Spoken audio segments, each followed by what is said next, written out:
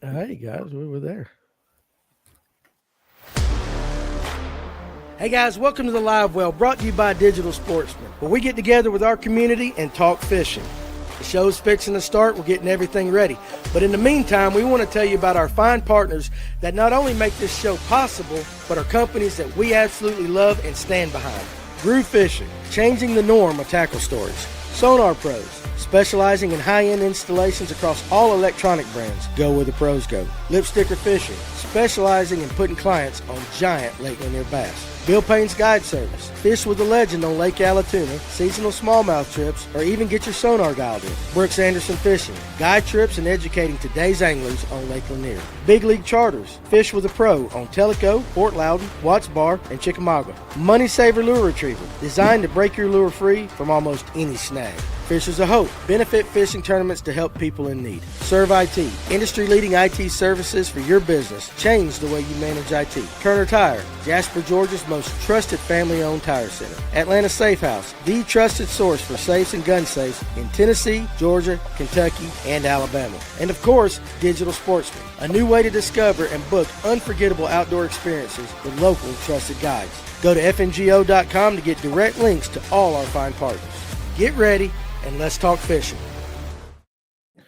All right, guys, we are live. Welcome to the Live Well this Tuesday night.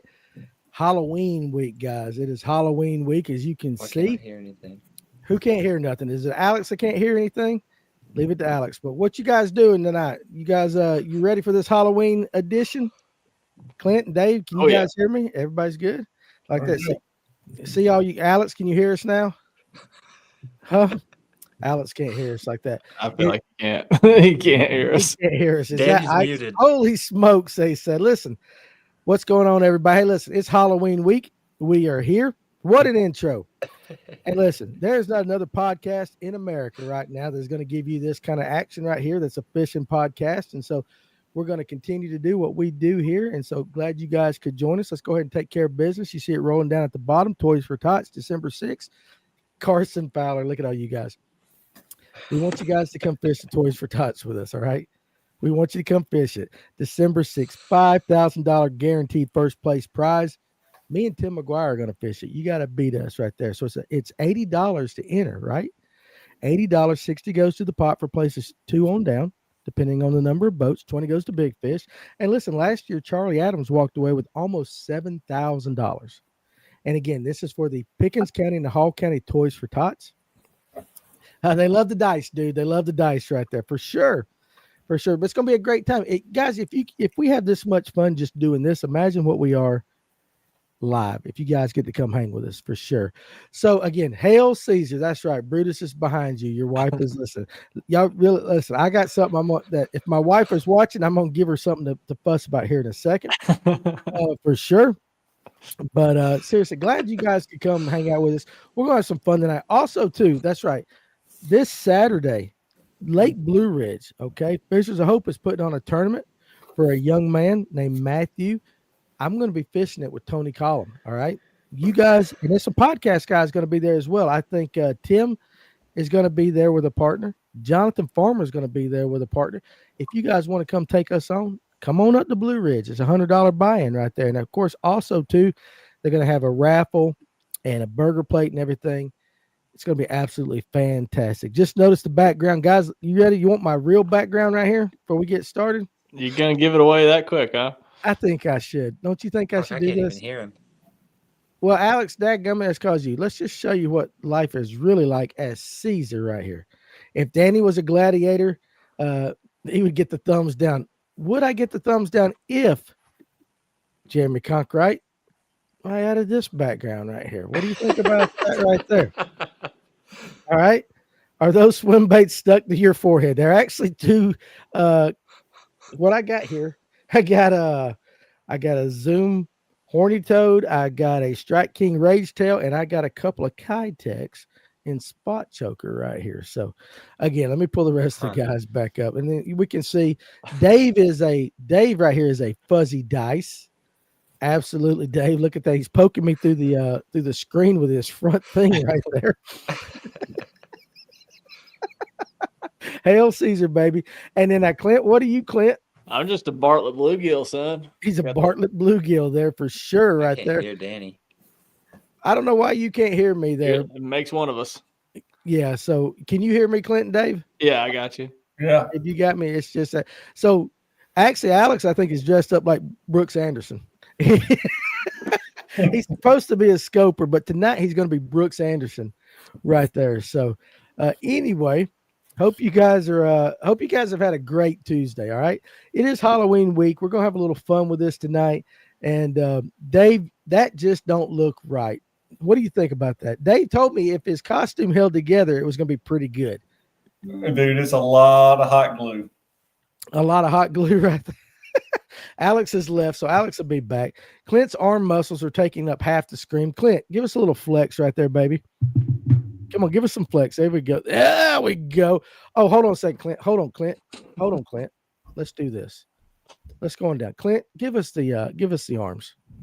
Give us the arms again. What are you talking about? Give us the arms. Give me flex. There we go. Flexed up. That's right there. Now, if I flex, it'd be.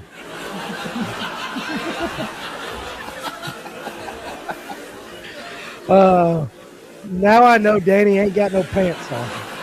Oh crap! He should stop. She's still laughing. He's still laughing at me. Still, Okay, I gotta it's stop all them that. girls behind you laughing. Hey guys, listen, we're gonna have a lot of fun. James Weber Lowe, I fished with Brooks today and thought that was him. Alex, okay, Alex is back. There we go. Brooks is back. Are you there? Can you hear us, Brooks? Yeah, I can hear you now. I could only hear Clint. Oh, really? Yeah, it was weird. Patricia said this is some sick shiz. Absolutely. But listen, hey guys, look, the sound effects. We're just having some fun. This is what we do here at Fish North Georgia.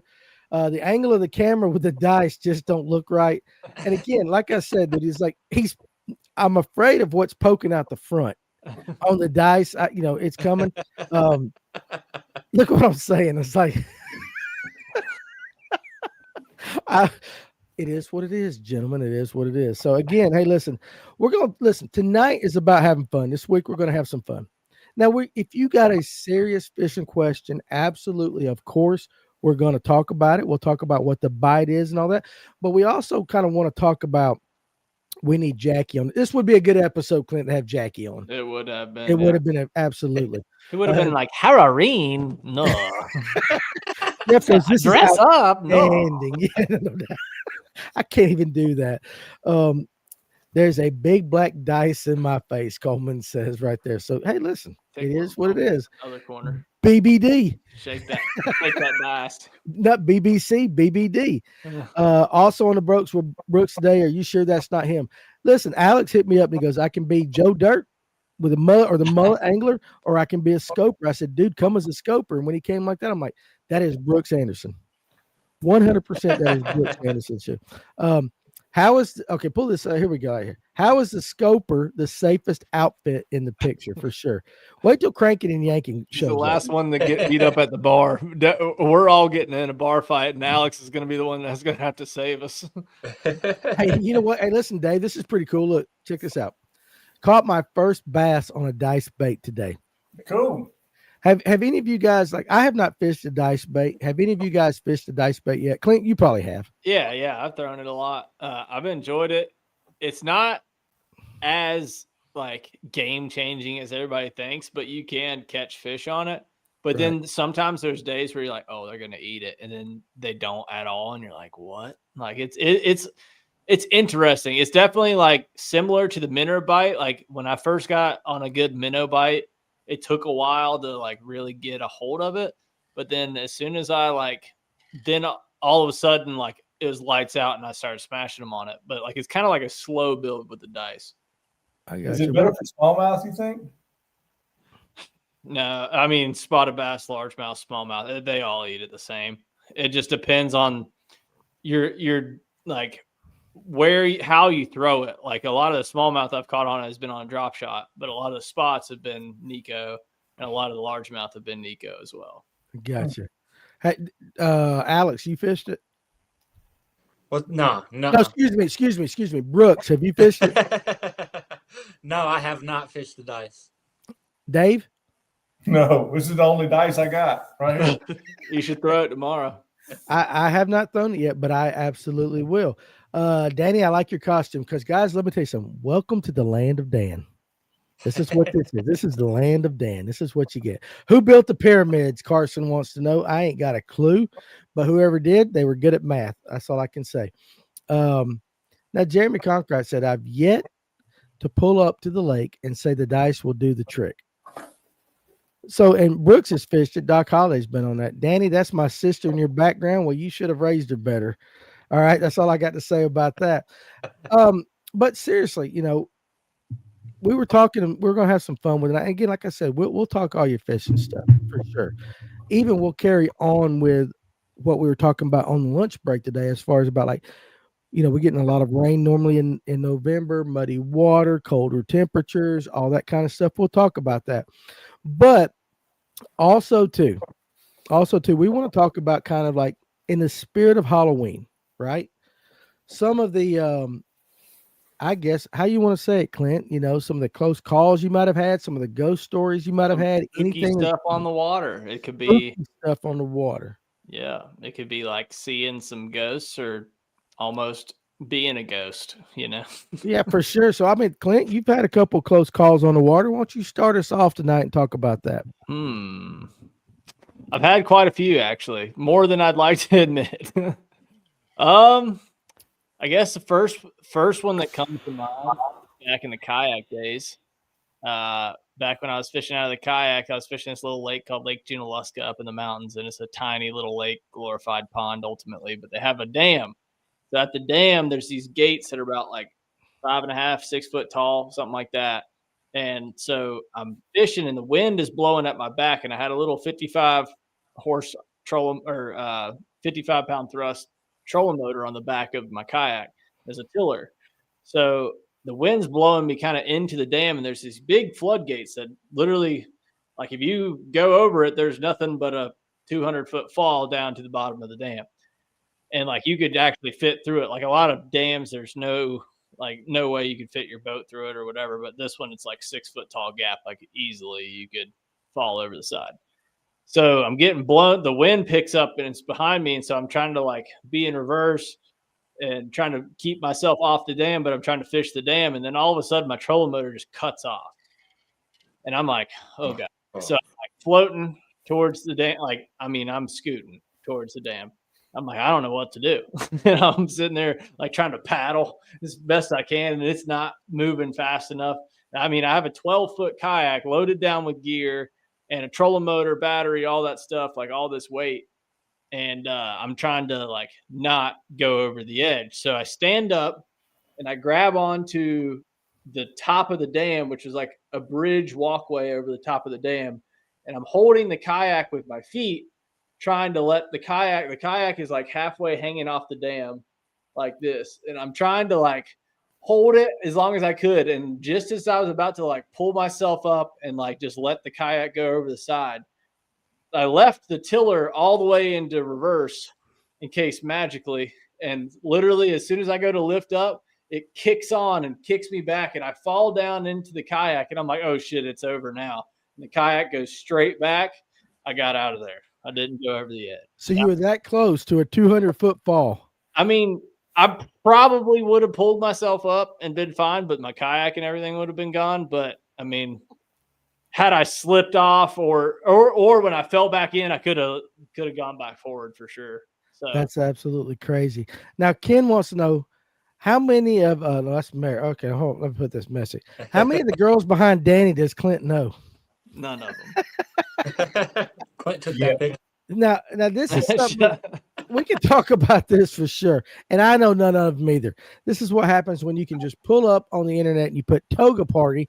This is one of the pictures that pulls up and it becomes your background for sure for the night. Lanier is known as the most haunted lake in America. Statistically, the most drowning death, ghosts pulling people down to the depths. We talked about this a little bit at lunch. I think Lanier is haunted with foolishness, right? With foolishness, with people that get on boats that don't know what they're doing.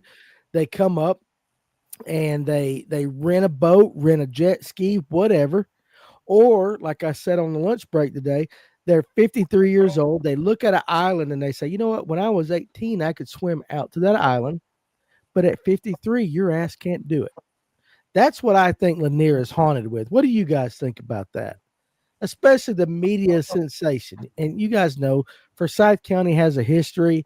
Lake Lanier kind of flooded over some of that. What do you guys think when you hear people say Lake Lanier is haunted? I think it's haunted with drunks. Yes. Cheers. Like Yeah. that. It is. And it's foolish. And Allatoona the same way. Every lake in the summer. Mm-hmm. How about Gunnersville, Dave? Does Gunnersville get that kind of reputation during the summertime? No, because it doesn't have as much pleasure boaters or things. Sorry, the dice has got an itch. It's going to itch, scratch. Your dice is making He's you gonna itch a twitch little that bit. itch. No, we don't have as many of the pleasure boaters, party boats. There's some, no doubt, but it's not nearly the extent that, I mean, I came back one weekend in the summer, and I told Jennifer, I said, I'm not coming back. I mean, it's just, before we bought that place up there, it was like, that's just what you did. But I'm like, now I don't have to do this anymore. Does it's me. Gunnersville have like a party cove? Yeah, Short Creek. Short Creek. That's where the party is. Yep. It used to be very quiet 4 or 5 years ago, but it seems like a lot of the bigger boats and stuff, they get in there. And like I said, it's just a little small arm off the main river. But, I mean, they kind of stay in there. And, I mean, it's always really busy around City Harbor since they built that up. You know, people pulling in and getting food or drinks or whatever else. But if I had to pick one, it'd probably be Short Creek. Short Creek.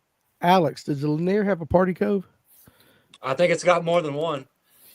Well, what are they? Just so that we know. I don't know where they are. Oh, that's a smart answer because your wife might be watching. Clint, you ain't got no wife. What's the party cove on Allatoona and on Lanier? I honestly don't know. I know of one. There's one at the mouth of 6 Mile because I remember I saved 3 drunk dudes that flipped one of those speedboats without a life jacket on. Had to pull one of them up out of the water. He was floating. I thought I had to give him mouth to mouth. Glad I didn't. Then he spit up some water, and then he didn't speak any English, and he just jumped back in the water. And I was like, "What? What are you doing?" And they all went over, swam over to the boat, flipped it back over. But yeah, he was like dead for sure if I didn't drive over there and pull him out. So I got you. But now, there was a giant party cove right there. giant Mouth of party 6 cove. Mile. Not that I know. Now, Messick says, Danny, that looks like a fun night in South Carolina behind you. Messick, let's be honest. Let's be honest. There ain't nothing that good looking in South Carolina. My wife's family's from South Carolina. They ain't that many good looking women in South Carolina. I'm just kidding. Absolutely. Hey, listen, again, go on the internet. It's what Danny's you find. sleeping outside tonight. Social media has really changed grown men. There is a bed. You guys don't know, since we're doing this remote, that there is a bed approximately 2.5 feet on the other side of this computer. I might or may not be on it for sure like that. Amanda's going to want that bed sheet back in an hour, 100%. And listen, I was going to do the pasty, guys. I was going to do the pasties. And I said, hey, I got a solid B cup. And Tatum said, no, dude, you're a C. I didn't have nothing to fit a C cup. So we can't do that. Let's see a close tattoo of the shoulder there, the tattoo right there. It is a old cross with my kids' names. And my wife was absolutely against tattoos, and I went and got it just to piss her off and got my kids' names on it. And she goes, what are you going to do? Forget your kids' names?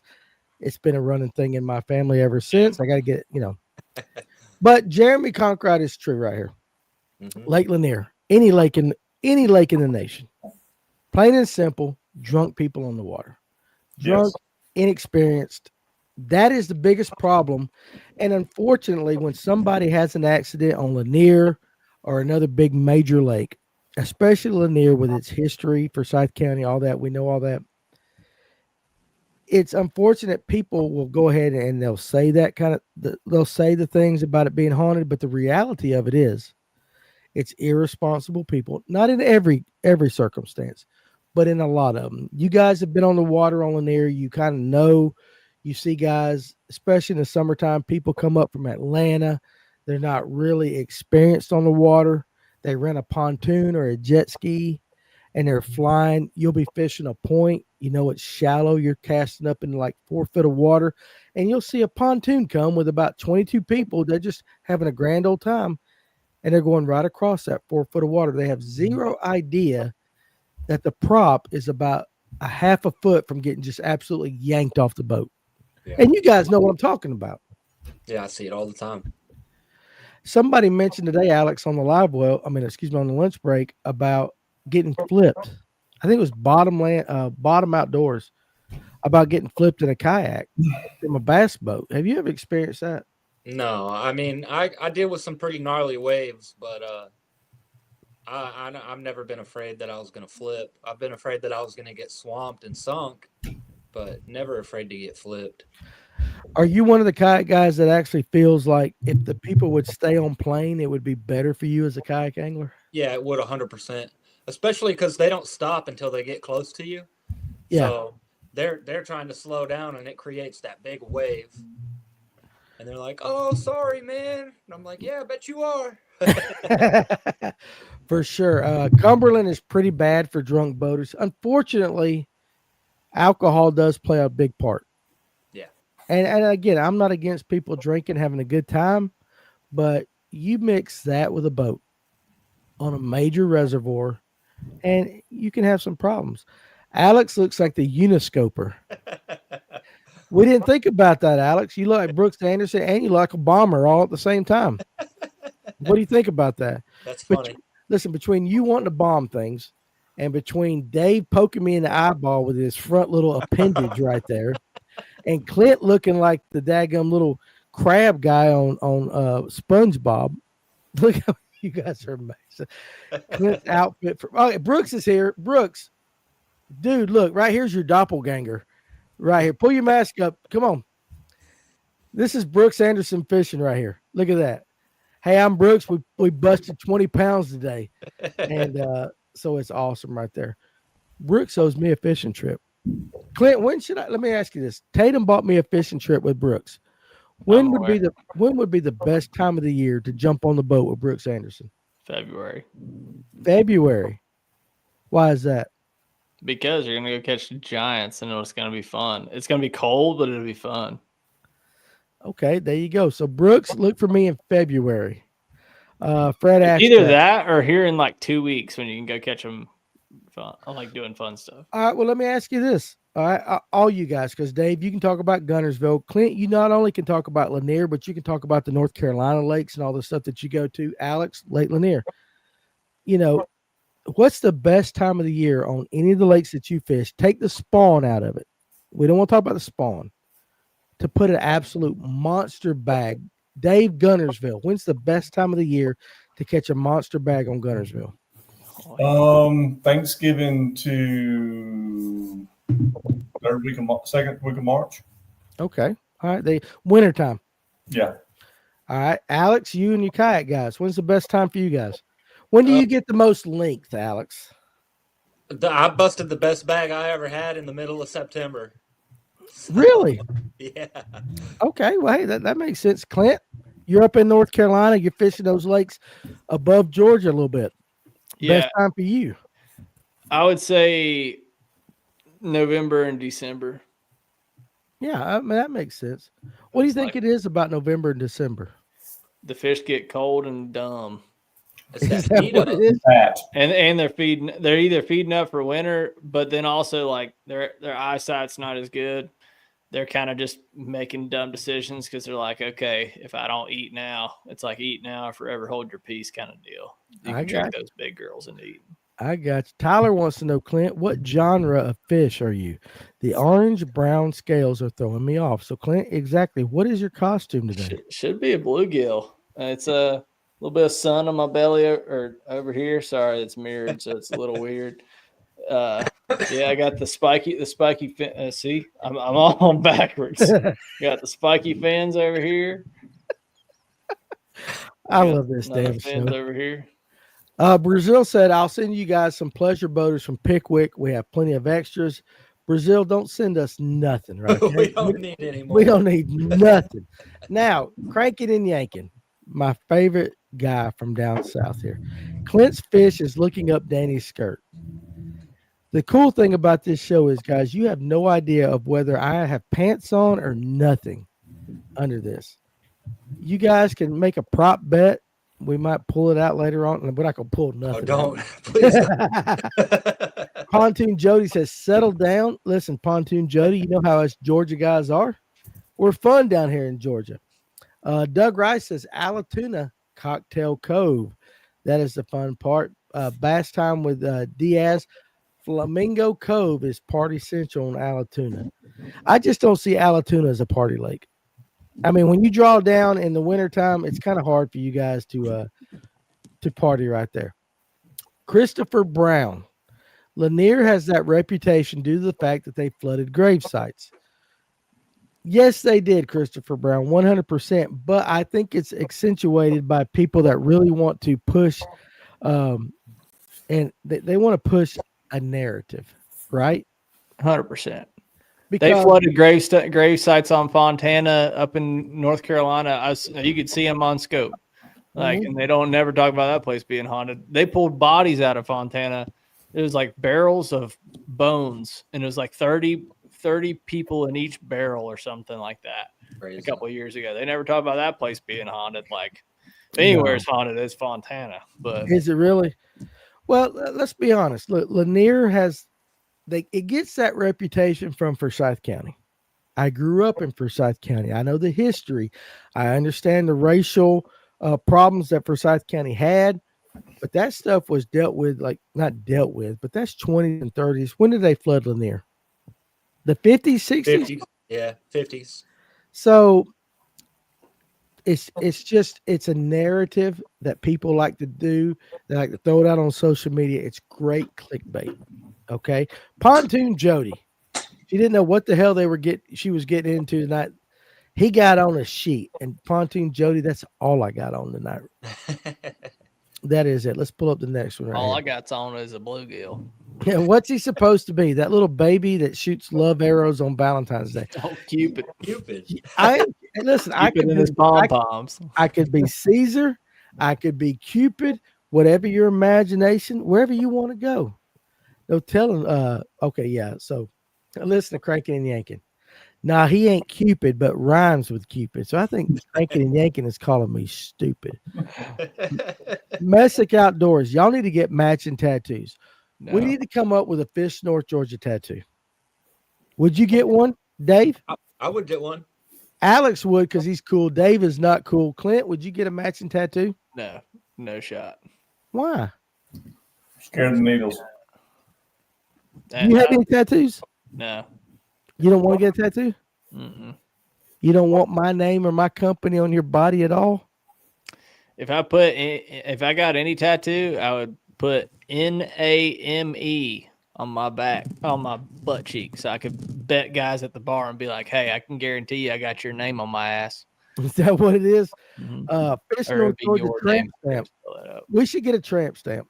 I'm not going to do that because I went down to Bermuda.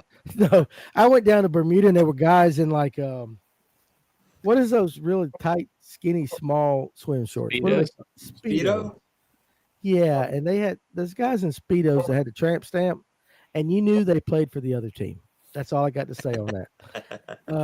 They said, "Oh, Mr. Danny." Yeah, ooh, baby. It got real bad during COVID. I guess everyone bought a boat, and none of them knew what they were doing. And That's Tony, right. Let me ask you this. I know, like, during COVID on Latham, what the hell was that noise? That was me. I hit my spring on my... Is that what it was? Sorry. That's okay. I know that during COVID on Latham, right across the street, it's normally busy Saturday, Sunday. During COVID, 7 days a week, guys, the parking lot was full. Dave, what was Gunnersville like during COVID? Were you out there during COVID? I went a time or two. Yeah, Gunnersville's always busy, man. I mean, but it's fishermen for the most part. Not in the summertime, you get a bunch of pleasure boaters right there, like I said, around City Harbor, Browns Creek, all that. And it does get rough. I mean, Jennifer and I went out one day, and she's like, "Yeah, you can turn around." But like I said, for the most part, it's not that bad. I know it. And here's the other thing that people don't realize. We went out a few years ago with a friend of my wife. They were going to rent a pontoon boat and go out on Lanier. Do you know what it takes to rent a pontoon boat? Your driver's license. You watch a 30-minute video. The credit card approves, and they give you the keys. This is somebody that hadn't.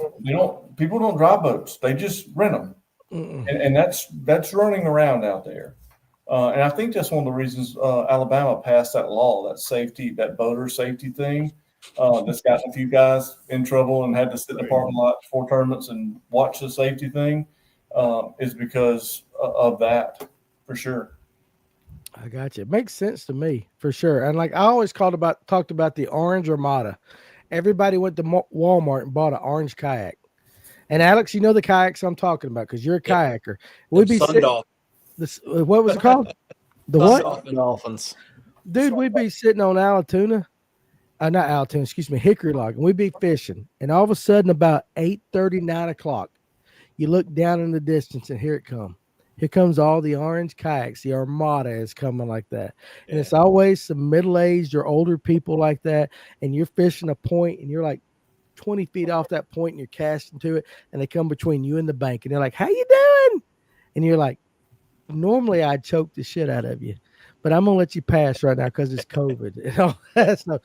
James Weber, Danny, what do you hand out to trick-or-treaters? Green Cincos? I hand out advice, my man. I hand out advice. Tracy Coker just turned in to see Caesar for sure. Let's see. Here's a serious question. Let's talk some fishing right here.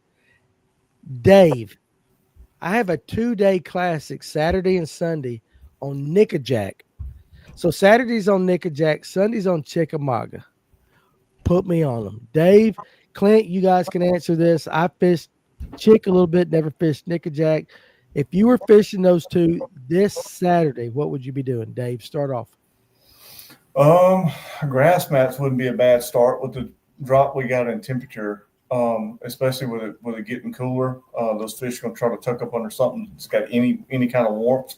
So frogging, punching, buzzbait around it. If you get some sun comes up, any kind of shallow bar that's got grass out on the main lake, throw a topwater bait, throw a big walking bait, throw the plopper. They'll bite it. A fluke. There's a lot of bait I know, especially on Guntersville right now, that are congregated on the main lake. It's just that bait has run up in that shallow water, because a lot of times when you come out of the main river, it'll jump up to 2 or 3 foot and then it'll kind of fall back off. They're sitting in that bait's up in that grass, and those fish are around it just actively feeding. So that's kind of where I would start. A hard spot next to some of that stuff may be good to drag a Carolina rig or a big jig on. Should get you some bites. Dave, I cannot take you serious with that front appendage poking at me the entire time. Clint, what about you? Yeah, I agree with Dave. I would go bounce around, look for bait. So, I mean, I'm horrible in the grass mats and frogging and flipping. That is not my element, just because I didn't really grow up around it. All these lakes I fished, I was scared if I was in more than 30 foot, I was shallow. So I would go bounce around the river channel, see where them fish are going, because a lot of those summer fish are starting to move into the backs of the creek. So try to catch them in those ambush points, secondary points, things like that, going into the backs of the creeks, and then just kind of looking for bait, looking for the size of bait, trying to figure out what they're feeding on. Are they eating small threadfin? Are they eating a little bit bigger threadfin? Are they on the gizzards? Like, where are they at? So I'd be looking for that, and then just cover water until you find the bait. Like, if you find the bait and find the fish doing something, like, you can really put a pattern together quick and go find some like stuff. Like, pay attention to your graph, your depth shading, because if you're catching them in 12 to 16 foot over here, then it's most likely you can go replicate it all over the lake. So keep that in mind as well. All right. Hey, Alex, have you ever fished any of those lakes? Nope. You got to pull your thing up over your face, dude. I can't breathe, man. Would you stay in costume? Would you stay in costume right there? Alex, I'm playing with you. All right. Now listen, here's a question for all you guys. There's two, Silverpunk and Darian Moss. I'm going to pull up Darian Moss's comment. How do y'all think this cold front and rain will affect the fish this weekend? And Silverpunk said, will they still be aggressive even with the cold front? So, hey, we're going into the weekend. All right, guys, we're going into the weekend. And I looked at the weather today. It's going to stay in the 50s, low 60s all week. Got a chance of rain tomorrow, and even a little bit colder weather coming on into Saturday. What do you guys think? Are they going to stay aggressive? Are we going to make any changes? Any of you guys, whichever one wants to jump on that. It's going to affect the fishermen more, I think. Okay. It's gonna, Why? Why? it's cold. It's going to get people in their head. But I'm just going to go out and I'm going to start off doing the same thing I've been doing. And then if that don't work, I'm going to drag a jig or a shaky head. You keep it simple. You keep it Yeah. simple. What do you Yeah, think? like, I was gonna say, like, you don't just because the weather has changed drastically 20-30 degrees, the water temp still only dropped like 5 degrees. So I mean, it's not a whole lot different than that fall bite. I mean, I'm not really slowing down cadence on a whole lot of things. I'm just dragging, like, cover some water. I'm still cranking hard as I can crank, and then throwing a jerk bait fast, ripping it. Like, it's not quite that 50 to 55 degree water temp yet to where you really got to slow down. Like, I don't think it's going to make these fish slow down anymore. I think it honestly will make them want to eat more. Yeah, that's what I was gonna say. It may push them to say, "Hey, it's time to really, really feed and get after it." I got you right there. Yeah, you guys are right. I'm not handing out Yamamoto, so if I'm gonna be handing out Cincos, they're getting Yum Dingers. Okay, because I'm a cheap ass right there. Tracy Coker says Caesar. Oh hell me. Horny Dave. I don't know what Dave. Quit poking that thing in the camera right there. Smelly Clint and cool dude Alex right there. For sure. Now, Superior Trailers of Georgia. Danny, just wear that to the wedding, please. That would be hilarious. What a wedding crasher. Listen, Toga. Hey, listen, Abby, you sponsor the show. I will wear this to your wedding, and I will stand out because everybody else is going to be cowboys, and I'm going to walk in there with it hanging out like Caesar. That's all I can say. It's confidence right there. Can we have Clint sing Chattahoochee by Alan Jackson while dancing in the bluegill suit? Let it rip, dog. Yeah, we can do that. Come on, Clint. Hey, sing it as Kaz Anderson would sing Alan Jackson's Chattahoochee. Way down yonder on the Chattahoochee, it gets hotter than Kaz's coochie. I'm so glad I got this white Russian in this right here. That's all I got to say for that. All right, Tyler F. You don't think every lake in the nation has flooded towns and graveyards? 100% I do. Tyler F. The problem is people used it to push their agenda, right? We understand what it is. Darian Moss says they dug up and relocated graves before they flooded Hartwell. For sure. Now, Dave, Jeff Brazil wants to know, is your dice costume salt infused? Yeah, are you a floater or are you a floater? Yeah. What are you, Dave? What is your makeup? I'm a floater. I didn't assault me. If you need to quit poking that daggum thing at me in the face right there. Doc Holliday says every large impoundment flooded some graves. 100%. Jeremiah Giles goes, I just got here. What the hell is going on? Hey, you got to get here at the beginning, baby. Coleman says they flooded an old country motel and graves on Jocassee. Jocassee. I say Jocassee just for you, Clint. Jocassee. I know it's Jocassee. A Jocassee is what you're wearing right now. It's a jock strap. I don't have Jocassee on. You can dive and see it. Pontoon Jody says, shoot an arrow for me. I need a man. Pontoon Jody, all I can tell you is I'll pray for you. I can't be shooting nothing. I'll pray for you tonight. Let's see. Let me catch up. Danny DeVito Taxi. You know what's funny is Patricia Leanne Shaw is that my daughter and my wife says I look a lot like Danny DeVito. They do. That's interesting. Notley was 400 acres of water with 575 acres of boat traffic. Oh, I'm sure. And Tony Watkins, I can't wait to come up there Saturday. Me and Tony are going to wax y'all's ass. Just go ahead and get the check, get the money, and I'm going to give it back to charity. I'm going to give it back to Matthew, but go ahead and put me down. Me and Tony down as winning first place. Just go ahead and do it. Don't even have to weigh in. Don't even have to weigh in. Tony Collum and Danny Pruitt are going to take everybody else's money. And you guys, if you're not scared, you'll come up to Blue Ridge on Saturday. That's all I'm saying. I'm just going to keep it at that. All the old timers I know from Forsyth County, nobody regrets about this county's past. It's sketchy. I grew up in Forsyth County. Forsyth County is sketchy. I get it. Has a past. It's ugly, but it is what it is, right? We learn from it. We mature as human beings. We realize that our mistakes have been made, and we move on. Hawkeye fishing guy just showed up. What the f? Welcome to Fish North Georgia, my man. Listen, you're not gonna get this shit on Mercer. You think Mercer's gonna do this with a background and all that? He can't. I can't. I am dressed up, cranking.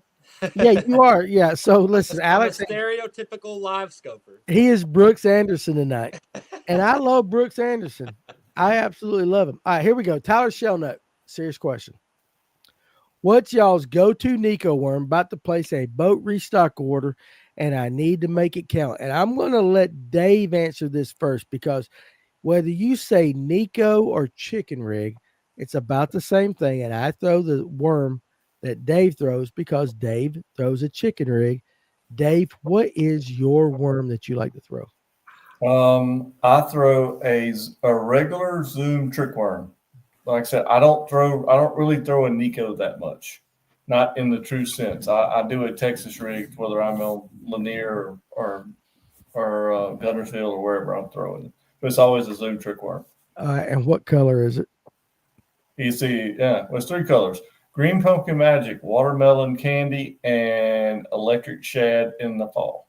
Okay, and then now I'm gonna go to you, Alex, because I throw the green pumpkin. You said magic, right? I throw that because of you, Dave. Alex, what are you throwing on your Nico? And you can even go into the shaky head. What color is your number one color right now this time of year, Alex? I mean, my number one color most of the time of year is black with blue flake.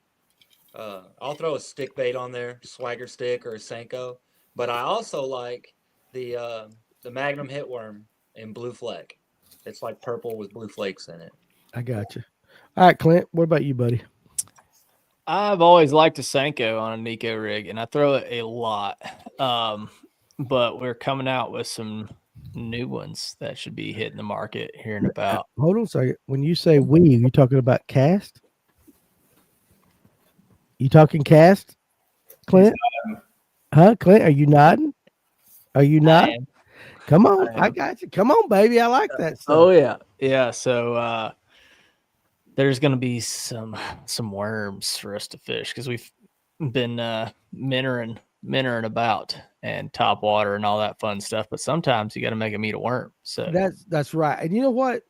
Kudos to you guys over there at Cast. You guys make a hell of a daggum top water bait in the OG.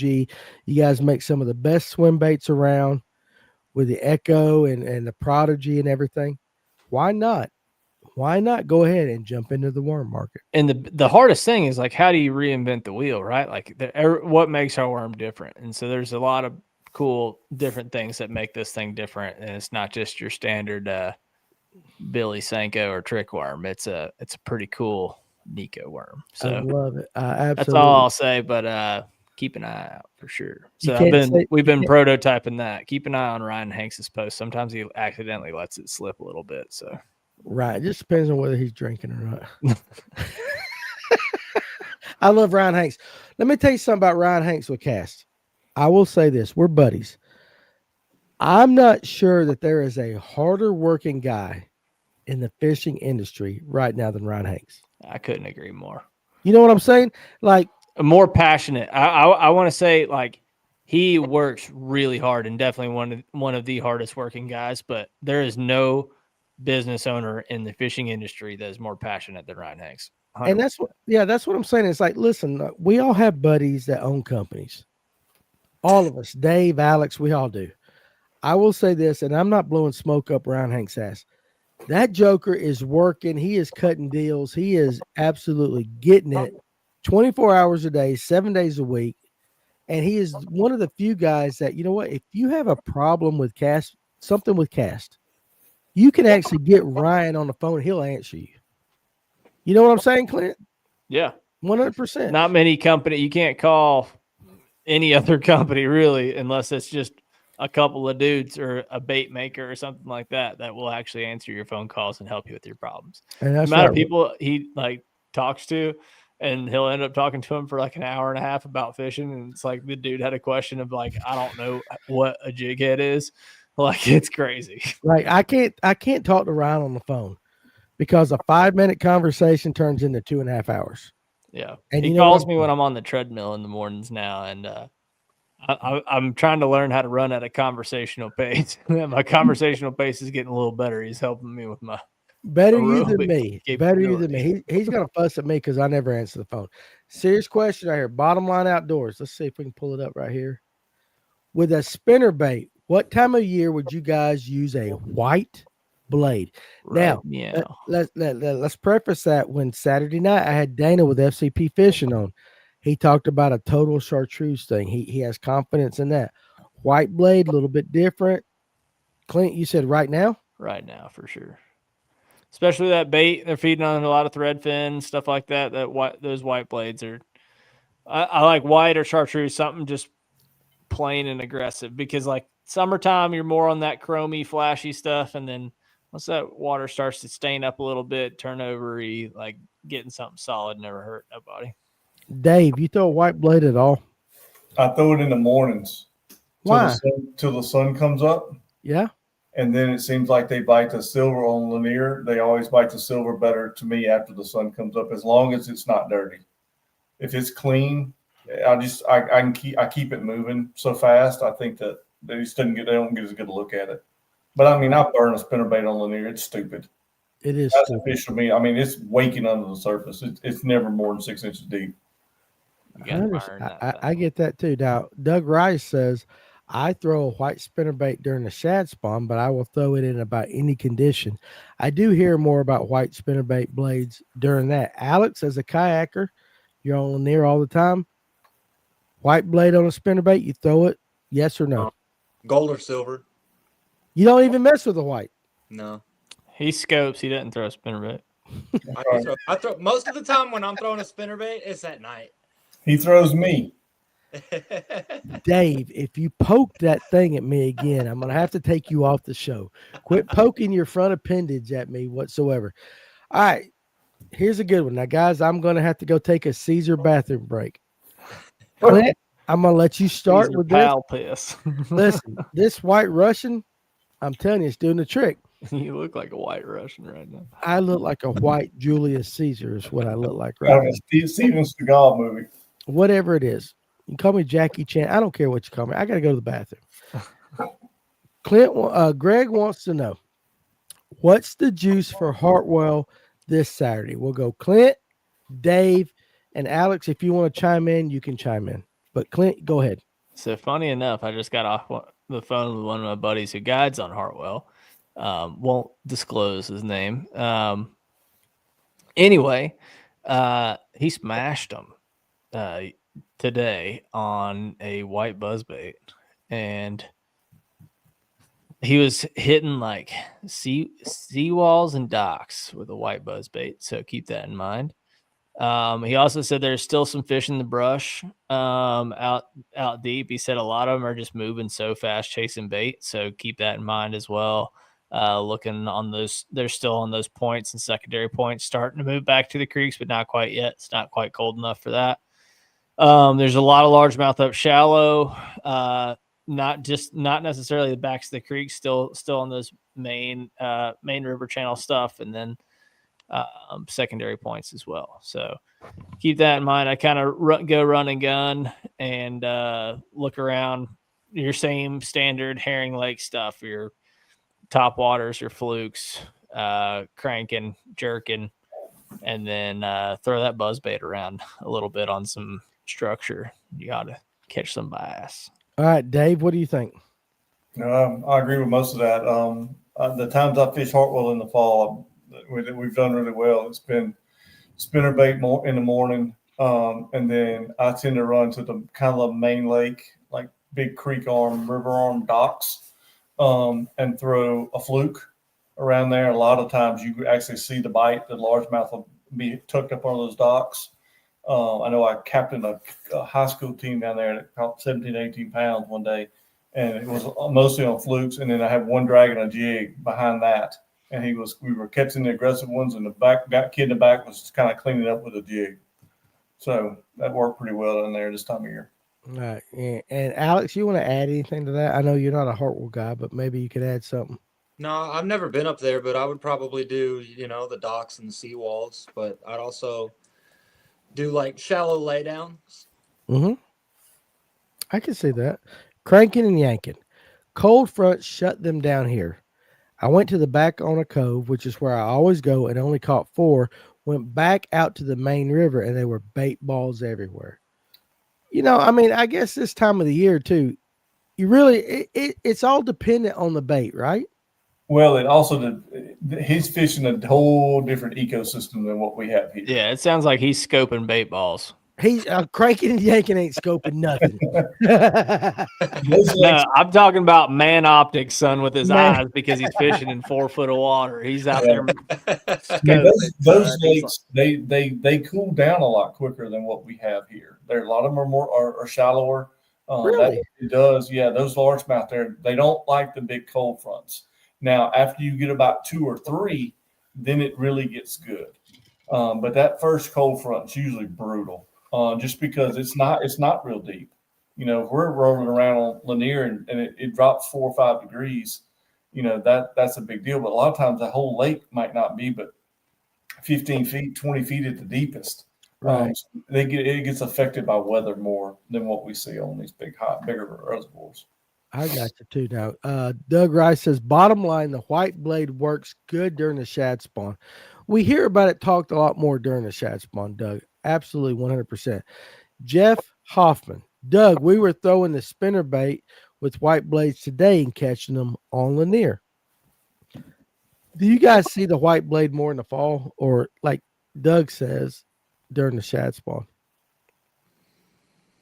Or on any lake that you got? Like I said, I know, Dave, you fish Gunnersville a lot. You fish Lanier, you fish Gunnersville. Clint, you're all over that. You're all over the damn place. I can't keep up with you in the South. And then Alex, you're a Lanier guy. Yeah. When do you hit? Let's just do this. Like Alex, I'm gonna start with you. I know you said you throw what? You throw the nickel and the gold blade, right? Yeah, gold, silver, and then like a black nickel. So with your kayak buddies, I know you guys share information. When do you hear guys start talking about the white blades, if at all? Maybe you guys don't talk about it, at all.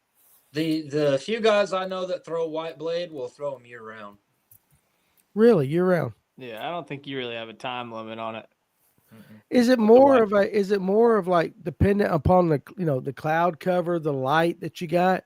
Yeah, I'd say like you don't want to throw a whole lot of light when it's like this. I mean, it's not like you're going to throw more vibration and engagement in the water with a white blade than you are a chrome blade if it's cloudy, windy, and nasty like it's been all week this week. I got you. What about over on Gunnersville, Dave? When does the white blade become kind of predominant, or does it?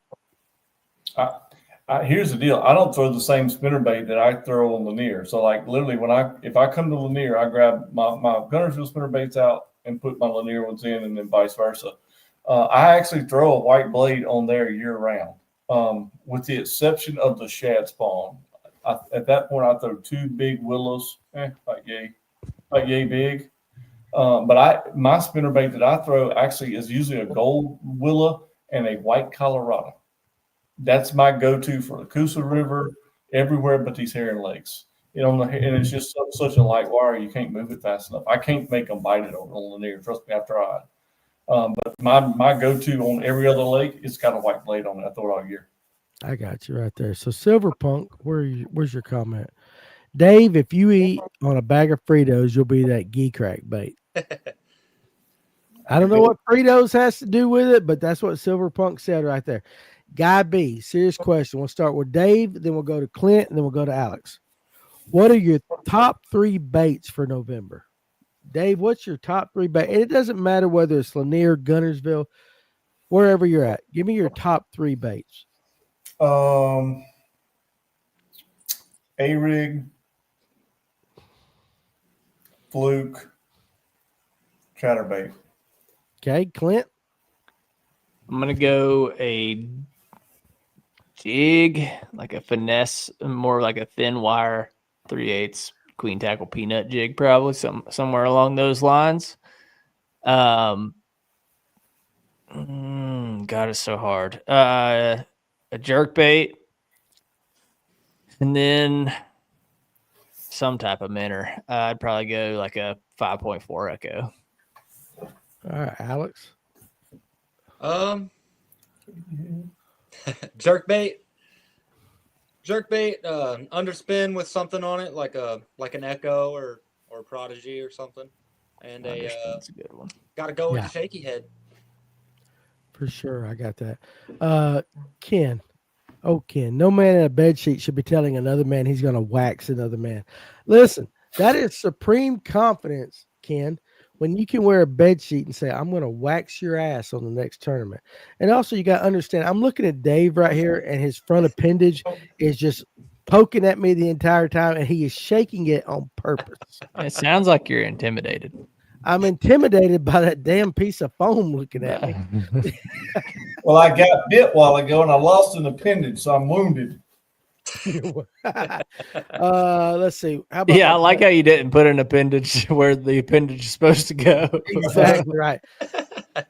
Harrington says there are graves on Weiss too. The only difference is the fish aren't biting on Weiss. So nobody really cares about whether they have flooded the graves on Weiss. And Far Dog, guys, listen, he tells you this every single time.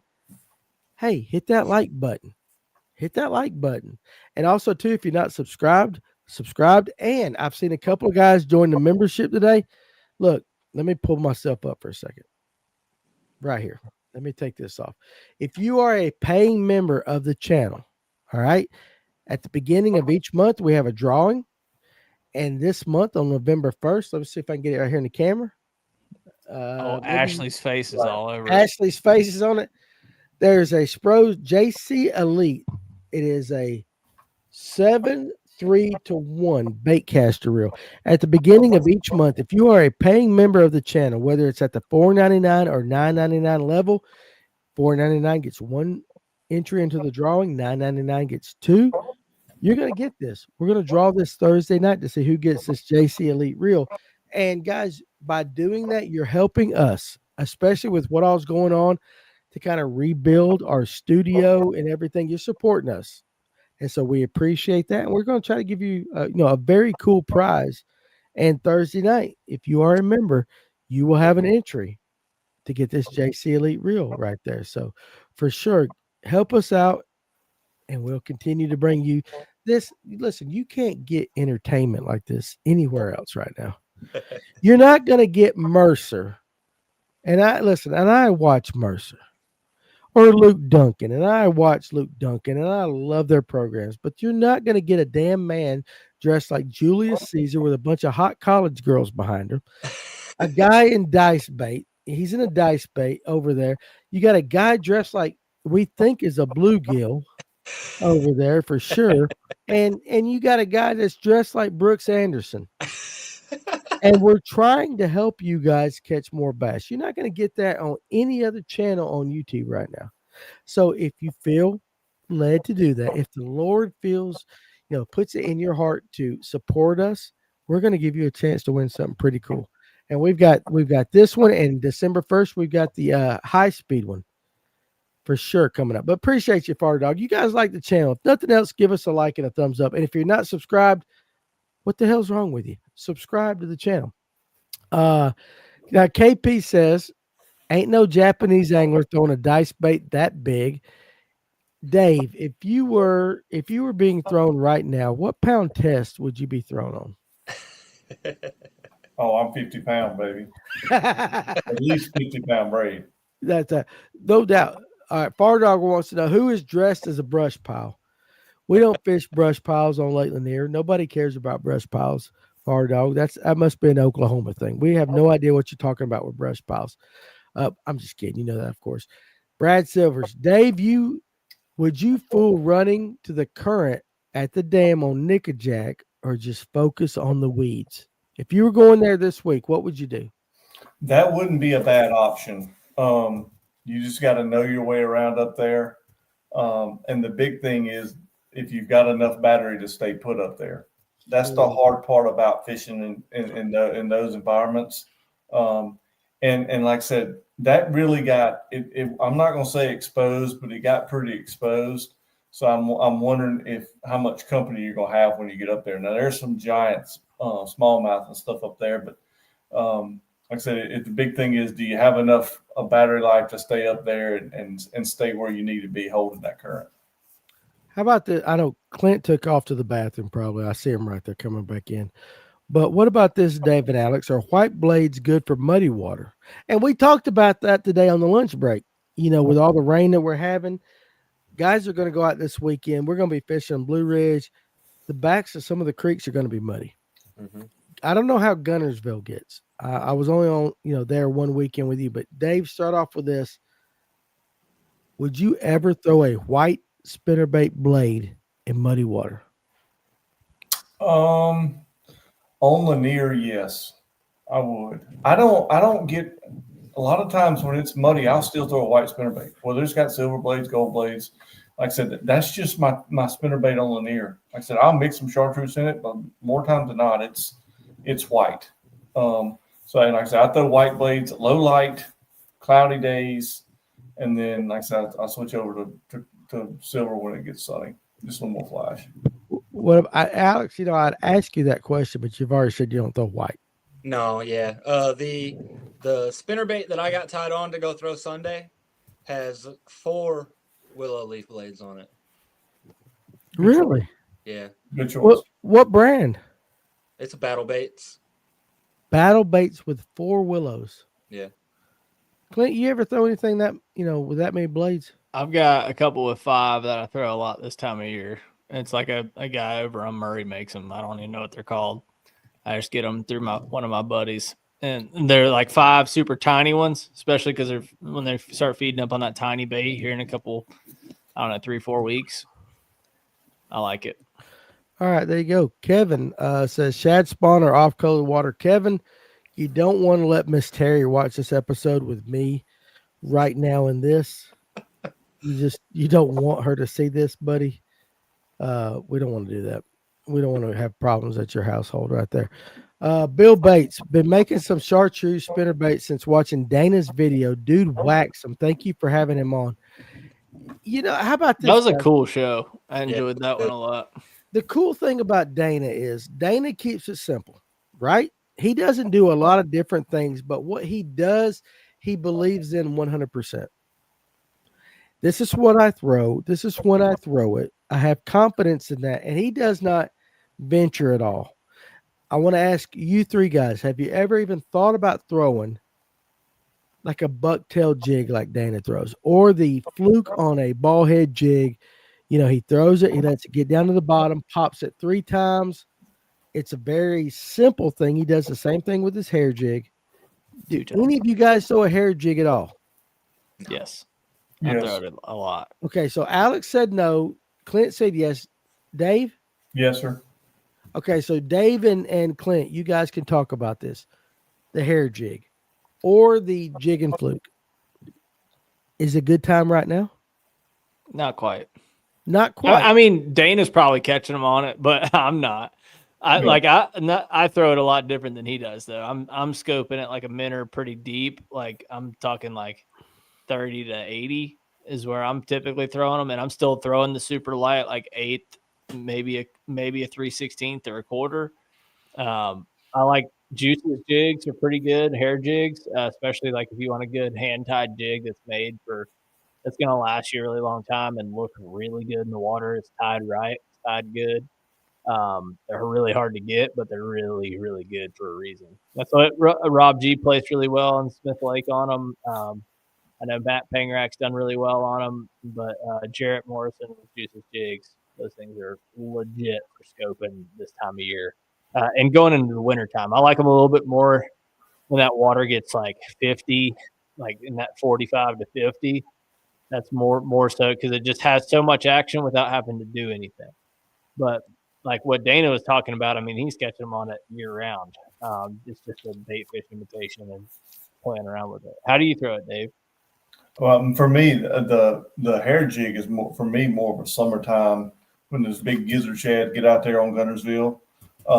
And I mean, you're hopping it, you're burning it, you're stopping it, you're snatching it, you're doing whatever. Now the fluke on a jig head I throw, to me that's more when they are in these little depressions and things like that, when they stack up either in the spring or in the fall, all the way through the winter. And like I said, most of the time with that, I am scoping it. Okay, makes sense. James Weber, Danny, you've been on those White Russians all week. Yes, I have. I will tell you this: I'm a poor man White Russians, and the problem is there's no whiskey in my house this week. There's only Tito's vodka, and I had to figure out something to make with Tito's. I got a little Kahlua in the refrigerator. Therefore, we're going White Russians this week for sure. Danny, over 50, when you break the seal, you have to go every 20 to 30 minutes. No doubt. I'm sitting there squeezing my chops while we're going. I'll be guiding a kid on Hartwell next week. He wants to learn how to minnow fish, Coleman said. Listen, Coleman, can I give you something? Listen, when it comes to a kid, pour whatever you can into that kid. Whether he catches a fish or not, you have a chance to influence that kid to a positive level where he's going to want to fish for the rest of his life. Or if you do it wrong, he's not going to want to fish. You know what I'm saying? So take your time and make sure that the day is about him. Make sure the day is about him. Teach him. And you know what? You might have a fan for life right there. And, you know, Dave, a lot of guys are talking about you got Peyronie's disease with your appendages because they're curved right there. So, you know, there is some medicine that they make. I see the commercial on TV all the time for that. You might want to check into that. I'll check into it. Yeah, check into that. I Googled it, but I can't reach the keyboard. That's what's funny is there's nothing you can do but just sit there right now. It's a hell of a costume, but you're kind of limited to your mobility. I'm not big into spinnerbait fishing. Had a good tournament on them in high school, but other than that, not much. Tyler, I think, and I want the guys to talk about this because I'm going to take another bathroom break. It is what it is, dude. These White Russians are flying through me. Dave, you're the elder statesman. I want you to talk about this. Don't you find that with a lot of the younger anglers today, the spinnerbait is kind of tossed to the side? You know what I'm saying? It's like when we grew up in the 80s or 90s, everybody threw a spinnerbait. Now you've got all these options, chatterbait. Some guys are into the glides. I think sometimes the spinnerbait kind of gets tossed to the side a little bit. You get what I'm saying? You know, it's not quite cool. No, I do. And like I said, the chatterbait came out, and that was the craze for so long. I mean, Brian Thrift was killing people on it before they knew what he was throwing, and the spinnerbait's just in all honesty, it's just not as cool as it used to be. Like I said, we got the glides and all the other things that we have now. I still catch a lot of fish on a spinnerbait. It's rare if I go on Lanier, other than the dead of winter, I have a spinnerbait tied on from March or April through 1st of December. I probably have a spinnerbait tied on. I always have one tied on at Gunnersville. To me, that's one of my favorite bites is get a spinnerbait down there 4 or 5 feet clipping top of grass, and one just locks it up. To me, it doesn't get much better than that.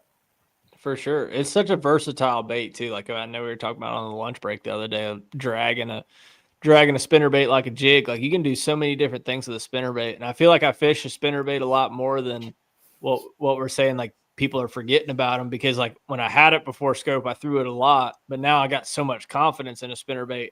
Throwing it with the scope is a lot of fun too, because like I can sink that thing down to 30, 40 foot of water and be able to slow roll it and still catch fish on it and present it. And it's a lot of fun. I mean, and there's so many different types of spinnerbaits. I just bought a new one because I thought it was cool. Look at that. What kind of spinnerbait is that, son? What is that? What is that? It's the new 6 Sense spinnerbait. And I didn't know that it was like free swinging. And I also didn't know that it was super finesse. When I ordered it, I thought it was going to be like a big old ledge spinnerbait kind of deal, but it's honestly pretty finesse little deal. And it's pretty cool. I hadn't thrown it yet, obviously, just pulled it out of the pack, but that looks good. That looks good. Yeah. Yeah, I really like it. I tell you what, my favorite time probably is when they get post spawn and they're looking for a big meal, throw those big blades. And like I said, I'll throw a 3/4 or 1 ounce just to keep it down in the strike zone. and just crawl it across, especially at Gunnersville, crawl it across the top of that grass. And man, it's. I mean, a lot of times you're scoping them. You're scoping in 5 or 6 foot of water, and like I said, you can see them sitting right above the top of the grass, and they'll just choke that spinnerbait when it comes by. I got you right there. I see a lot of comments going on. First of all, let me thank James Weber. He is a new member of the channel. Thank you for your support. Appreciate you. And hey, look, maybe you'll win this bait caster that we're going to do. Very Thursday similar night. to a beetle spin. I see all the comments. Yes, Mhm. it's I'm looking it's at a that. hair jig beetle spin. Ultimately, yes. See, that's the thing is too. Guys get talking in the comment section. I'm listening to everything you guys say. I'm like Alex and Tony and Tim normally do this. So I'm looking at the comment section. And first of all, I got mad respect, Alex, for you guys that do this. Now that I'm doing it myself, what a pain in the ass sometimes, for sure. But you guys did an awesome job. Now, the geek crack, guys are talking about it smells like Frito chips. Does it smell like Frito chips?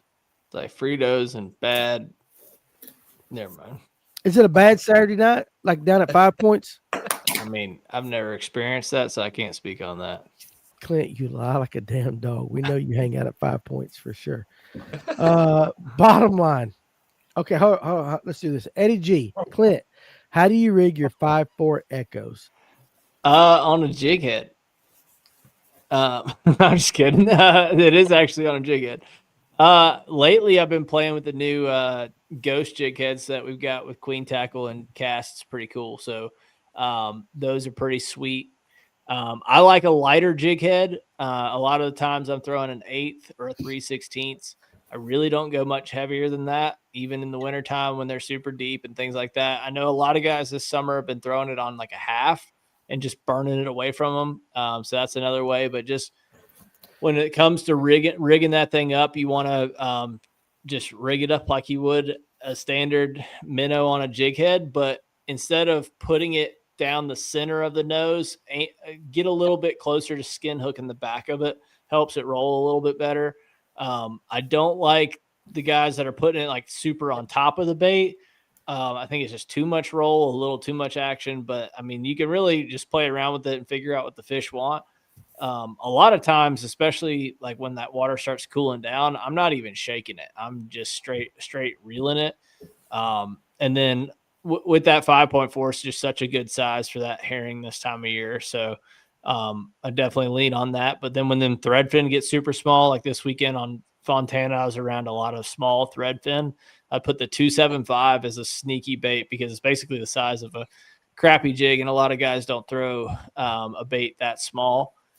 So that on like a finesse underspin or a drop shot, I was pitching it into some marina slips in like 60, 70 foot of water on Fontana and catching a couple bass on that 275 on a drop shot. So that's another way you can use the Echo lineup depending on match the hatch on your bait. But standard jig head is most of the time what I'm throwing an Echo on, but you can play around with it. Makes sense. I like that answer. Bottom line outdoors, with a frog, you hear about a follow-up bait. Is there a follow-up bait for a glide bait? And in the very next comment, Kirk says, Danny's going to say a wacky rig Cinco. 100%, dude. I'm going to say a wacky rig Cinco every single time. But Dave, Alex, and then Clint, we're going to go in that order. If you're throwing a glide bait and you have a follow-up bait, what will it be, Dave? You go first. You and your Peyronie's disease. Yeah, it's either a wacky, probably my chicken rig, or a fluke, something smaller. All right, so chicken rig, guys, pretty much you can go ahead and say a weedless Nico. Fair to say, Dave. Yeah, I mean, pretty much. Weedless Nico. Alex, what are you saying? If I was throwing a glide bait, my follow-up would have to be a Nico rigged Wormser from Magnum. Okay. Clint? I would say Nico rig as well. Going with that new cast Nico worm or Senko. Let me ask all three of you guys this. Every one of you said Nico. How come you just don't throw a damn shaky head? A regular ass shaky head.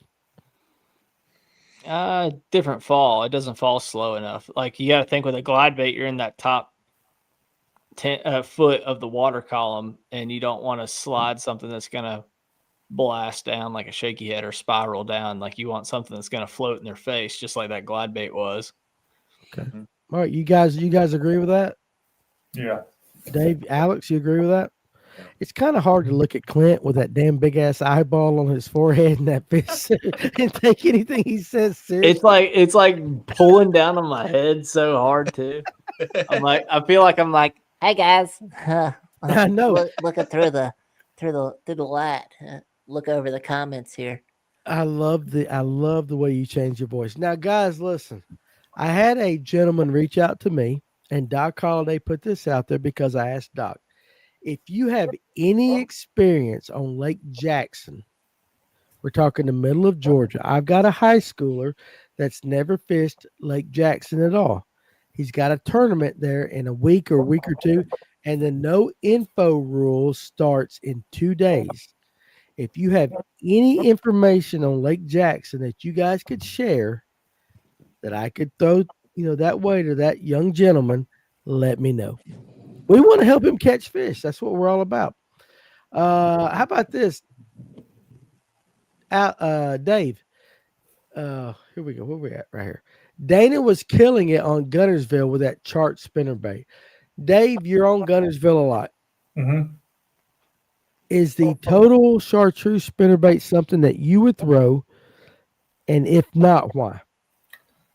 I don't throw it. I have so much confidence in either my white one. I do have one I throw over there. It's white and chartreuse. I throw it at Gunnersville, especially when the water's not clean. I tend to put a little more chartreuse in there. I normally don't throw one that's totally chartreuse unless it's just, dirt, mud. But for me, it's just a confidence thing. I feel like I can catch, if there's one in there, I can make him bite that white and chartreuse. Okay, that makes sense right there for sure. Ronnie M. Let's pull this comment up. Come on, let's go. One of the best hair jigs in this part of the country is Yankum Custom Tackle out of Tennessee. I've not heard of those. I'm going to fish on Blue Ridge Saturday with Tony. Very hard for me not to have in the back of my mind a hair jig based upon what Dana does day in and day out on Lake Lanier with a hair jig. Do any of you guys ever really just, hey, I'm going out, I'm going to throw a hair jig, that's all I'm going to throw? Any of you guys? no. Not a hair jig specifically, but if I'm trying to learn something new, like I did that with a drop shot when I got here. Yeah. I didn't know what if I'm trying to learn something that's new, or I got a new fuzzy dice, I'll put it on the deck and go. Otherwise you're going to throw it 10 minutes, you're going to put it down and pick up whatever you normally catch fish on. Yeah. So if I'm trying to learn a new technique, absolutely I will. That's why I put like 12 rods on the deck. No doubt about that. Alex, what size shaky head do you find yourself constantly using? And go ahead and talk about the brand of shaky head you like. Yeah, I typically will throw 2 weights if I'm there, and they're both Spro skipgap shaky heads. If I'm fishing around docks, I like to throw the 1/8 ounce ball head. I feel like it gets a better spiral fall, and then and it takes longer to fall, so it's kind of hanging out in their face. But anywhere else, like if I'm fishing laydowns or brush, I'm typically probably throwing a 3/16 football head. Okay, I love the Spro skipgap. Yeah, me too. Have you thrown it? Awesome. Have you thrown it? It is awesome. I have stuck every fish. Like I remember Alex had it when we fished that tournament, when I backboated him for an entire tournament back in September. And so I started throwing it then, and like every fish, I probably caught 10 fish on Saturday. Yeah. And it's like every fish is just like perfect in the right here. It's like in the roof of the bluegill's mouth. In the woof. In the woof. In the woof of his mouth. I will say this. There are a lot of great shaky heads out there. When it comes to that Spro skipgap, though, it pins them. That's all I can say. Alex, you know what I'm talking about. We can give 100 different reasons why, but at the end of the day, it just pins them. I just don't like. I would look at that and be like, "Why is it shaped like that?" I don't know why. I don't care why. It works. Yeah, like I don't care. We don't have to figure out the science, right, Clint? It just Yeah. works. Now, Jeremy says no follow-up bait. I come back later at a different angle. If he's following, if he's already moved where he was sitting, he was talking about, we were talking about the glide bait earlier and going back. And then Kirk says, well played, Jeremy, for sure. 100%. There's a lot of different ways to go back after a fish that you've seen. The wacky rig is simple, right? It's for the average everyday guy. And as far as the, hitting the, Kirk said, Danny, quit drinking that thing. Your back teeth are floating. I ain't got to drive home, boys. That's all I got to tell you right there is I ain't got to drive home.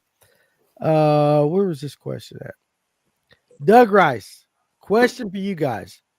What's the one bait that you throw the most that always catches your numbers? Mine is the Carolina rig. I'll go ahead and answer that. Wacky worm for me, weightless, 100%, without a doubt. Dave. God, that's hard. I'm gonna have to say probably an A rig. Okay. Mine's different depending on the season. Like in the fall, it's a fluke or a Derricoop. In the winter, it's an A rig. In the spring, it's I'm throwing a chicken rig. It just kind of changes with the seasons. Hey, on your video, Dave, was that the Derricoop that you were throwing? Depends on which one it was. If there was a buoy in the background, yes. The last one you put out. Last night, no, that was a fluke. But you had another bait. You had another bait that was not a fluke. What was that? A plopper. No. It looked like a soft plastic. The fluke. The one I dropped last night was that had fluke or plopper.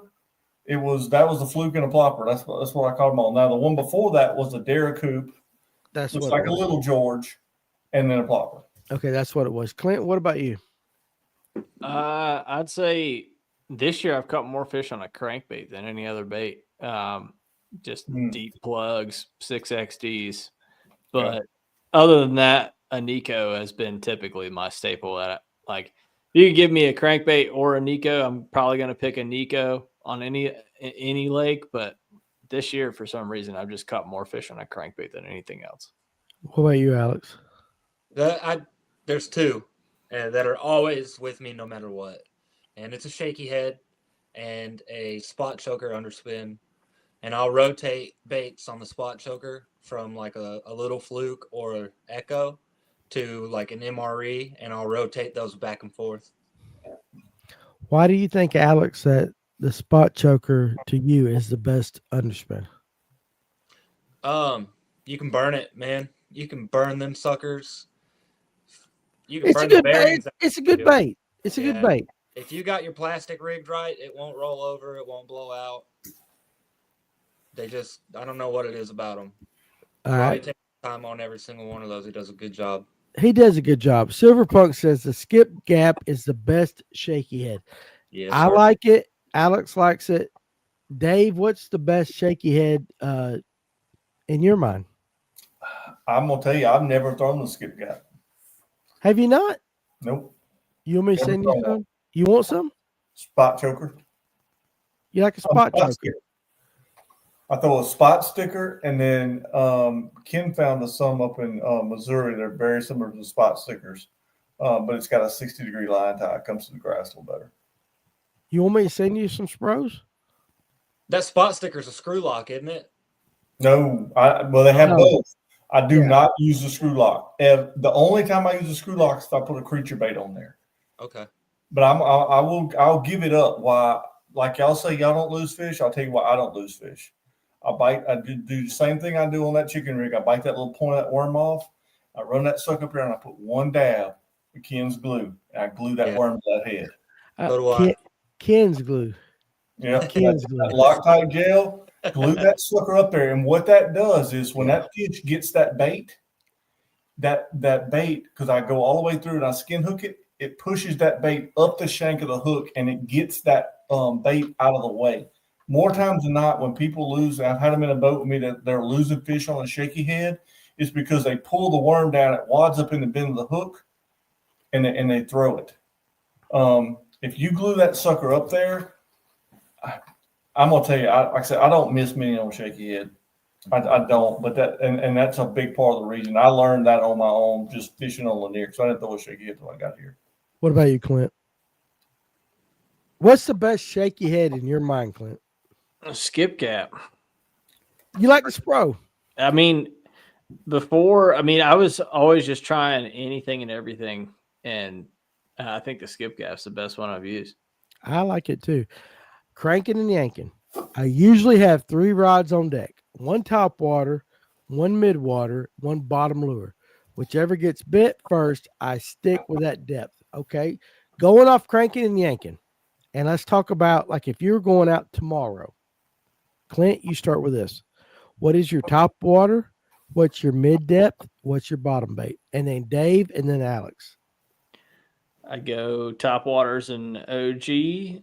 I would go mid depth, I guess, would be a jerk bait. And then my bottom bait would be a finesse jig. What brand jerk bait? I've been throwing an OSP a lot. You like that? I love it. I've caught over 200 fish on this same jerk bait I bought last summer, and I haven't taken it off that rod all year. I love it. Dave? Gunnersville, Lanier. Pick your choice. Whatever you want. Let's go Gunnersville, because I haven't been on Lanier. I'm going this weekend, but All right. Plopper, Mm-hmm.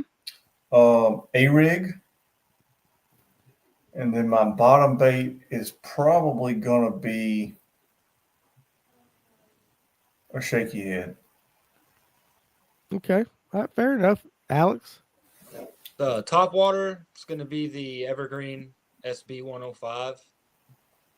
Then my mid is going to be a jerkbait, probably a mixed stick or an arc. And then got to go with a jig or a shaky head for the bottom. Probably a shaky head, but Yeah. Tom Erico, I will tell you this. You guys, the arc jerk baits are legit. yeah.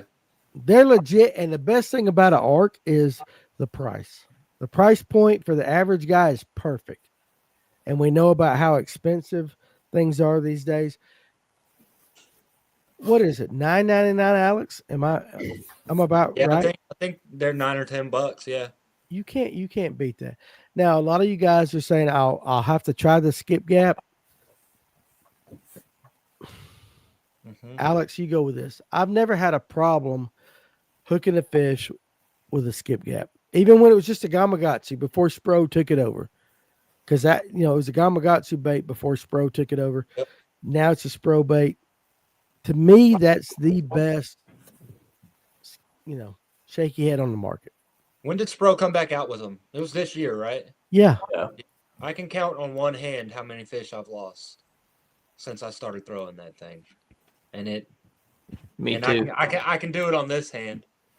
Hold that back up, you and your damn half I finger. can count on this That's hand. 4.5 times on that hand right there. All right, Clint, what did you say? I said 0. I've lost 0 on the old skip gap. Yeah. But I've only been throwing it for like 3 months. Dave, you've never thrown one, right? Mm-mm. I've got a shit ton of them. I need to send you some right And there. I did some ugly stuff fighting fish. And What do you mean ugly? like just poor mechanics, changing the rod angle, boat flipping 3-pounders that I shouldn't be on a spinning rod. Sorry, Jake. Didn't break it. But Okay. All right, George says on Lake Jackson, I would throw a June bug trick worm on a shaky head, black and blue jig, black buzz bait. That's solid. All right, James Weber. Anyone tried the new Berkeley triple minnow rig? Any of you guys? I'm tempted to try it. But What do you mean tempted? Berkeley, I don't know. I throw one Berkeley bait and it's the hit worm. Yeah, that Magnum hitworm is the true thing. That's legit. Dave, you throw any Berkeley at all? I throw the Fritz side.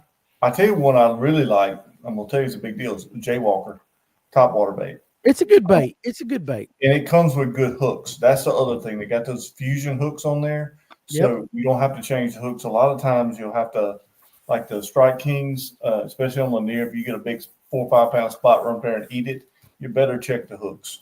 Mm-hmm. Fair enough. Danny, those girls behind you have been laughing at you the whole show. You must be showing them something. Story of my life, dude. You know, I don't have any pants on. That's what it is. Clint, you throwing the Varuna jerkbait. What the hell's a Varuna? That's a yes. Clint, all right, Clint, drop some juice, dude. Have you been throwing it? What is it? It's just a nasty jerk bait. I might have been shown it by somebody who won a lot of money on it, and he might have won the classic this year. Ooh, speaking of which, And he might have weighed in some fish on it in the when classic this when year. are we gonna have the classic winner on, Clint? 2 weeks. You guys have no idea. Listen, we got some guys coming down the line. Some guests that are going to be absolutely awesome. When's Easton going to be on here? The 11th? The 11th. And that's all because Clint is a really cool dude, and those guys like him a lot. I'll be right off of watching him catch redfish for a couple of days down in Texas for the Bassmaster Redfish Cup. Should be pretty cool. I cannot wait to talk to Easton. He seems like a really cool dude. Oh, he's awesome. I've been editing a film on him too for Yamaha right now, and finally finishing that up. So that'll be coming out here in the next couple of weeks as well. So a lot of cool stuff coming out with that kid. He's good stuff. You know what? The cool thing about him is he seems like he's very level-headed. He's not over the top. He's Easton. Oh, for sure. He's super laid back. He's kind of like a Mastiff. You know how big old English Mastiffs don't know how big they are? Like he doesn't know how big he is in the industry, like how much of a motivation he is for a lot of the younger anglers on like showing like how much impact, how impactful his story is in general. I mean, having a brain abscess and having brain surgery and then going and winning a college bracket to chase your dream and make the elites in your first open seasons. Wild story. And he's just like, I like catching bass. Like he just loves it. And when I was like, hey, can you send me some pictures from childhood? Like anything that has to do with fishing or whatever. He sends me like 47 photos and every single one is him from age 3 to 20. And he's holding a trophy. It's like every single one. He's like, oh yeah, here's a picture of me when I was 3, when I won my first tournament with my dad. And I was like, oh my God, like dude's about it. So he's good as gold. He's an awesome dude. So I'm excited to have him on the show. You know, I know Dave and Clint, I know you guys follow the pros more than so much than, you know, me and Alex. I think that's fair to say. But when you get somebody like Easton, do you think they realize just how good they are? Like when we talk to, say, Tucker Smith, do you think, and I know they're very level-headed, they're not cocky, but do they kind of have that quiet confidence of like, I'm a Bassmaster Elite, I know how good I am, and whatever lake it is, I'm going to kick your ass. They're not cocky. You know what I'm saying? You know what I'm saying? They don't have that mentality because back in the day, you could just outwork people and win all the time, but they are outworking, they're outskilled and outeducated these other anglers. Like it's so much more to it than just out fishing people. Like it is, they are outsmarting other anglers and then out fishing them with the proper technique. And they don't know, they don't think that they're doing anything that great, but watching what they're actually doing is pretty crazy. Yeah. Dave, you follow the MLF and a lot of the pros. Mm-hmm. Who's the best young angler out there right now, in your mind, professionally? There's a bunch of them to choose from. Yeah, it is. All around. Yeah, I'm gonna have a hard time not going with Drew Gill. Fair enough. Fair enough. Honorable mention is Emil Wagner. Yeah. Like I love Emil, but everybody expects us to say Emil. You know what I'm saying? Yeah. But he's seriously, that I mean, good. he's a great, fantastic all-around angler for sure. He is that good. Alex, you know, you don't follow the pros as much as other guys do, but what name pops out to you? Trey McKinney. Yeah. Kid's good. Could you imagine being 19 or whatever? What is he, 19 still? He's 20 now. Is he 20 now? Either way, he can't buy a beer. No, you can't buy a beer for sure. That's true. Silver Punk. Good question. Do you vary your shaky head retrieve based on conditions or typically use the same technique? And I'm going to start with Alex because you throw the shaky head probably more than anybody. Yeah, I throw it the same way, no matter what. No matter what. No matter what. And what way are you throwing it? I cast it out there, and obviously I'm scoping, right? So if I see a fish, I'll burn it up to him real quick and get it closer. But I drag it, I shake the line a little bit, I reel up my slack, and then I drag it and I shake the line a little bit and reel up the slack. I fish my jigs the same way. Kind of like you, Clint, right? Yeah, that's exactly how I fish my spinner baits. Yeah. What about you, Dave? Because listen, I know you throw the chicken rig a little bit. Same thing, Nico, kind of like the shaky head. How do you work it 99% of the time? I'm pretty similar. I will slow it down. I slow it down when it gets really, really cold. I know Ken and I fished a tournament. I guess it was last January. We fished the Fishers of Men, and it was brutally cold that morning. And I'll throw it in there, let it go to the bottom. And I just shake the slack, and I'll move it 6 inches and shake it a little bit more. Move it 6 inches. I'm not moving it a whole lot when it gets really cold. I'll move it a little faster once it warms up. But that's how they wanted it that day. Right.